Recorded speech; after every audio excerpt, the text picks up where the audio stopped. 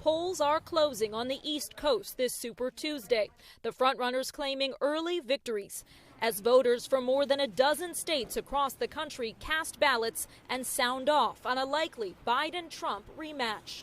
From California, both I don't really agree with, but because of just policy-wise, I would vote for Biden. Donald Trump, he's a little bit rough around the edges. He was objectively great for this country. To Utah, it's either have democracy and a guy that's too old to run it, or democracy ends. Those are your choices. And Massachusetts. I voted for Joe. And why is that?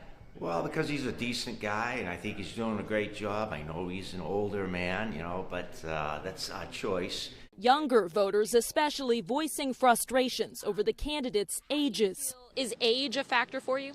It definitely is. I mean, especially I work in healthcare, and knowing that as you get older, your memory just naturally starts to get a little weary. It's hard to feel represented by someone that's so much older than us. And a feeling they're not being heard on critical issues like U.S. support for Israel in the war in Gaza.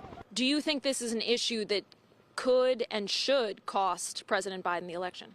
This is a time for moral leadership, and yet I'm not seeing that. Several voters we spoke to are considering a third-party candidate, as former President Trump's sole Republican rival Nikki Haley struggles to break through. I'm not ready to get out yet. I'm still sitting there fighting for the people that want a voice, and they deserve that. Voices turning to votes, with the frontrunners moving closer to locking in their party's nominations. In Arlington, Virginia, Alice Barr, NBC News. Other top issues for voters here and across the country: the economy, immigration, and reproductive rights. In Arlington, Virginia, Alice Barr, NBC News.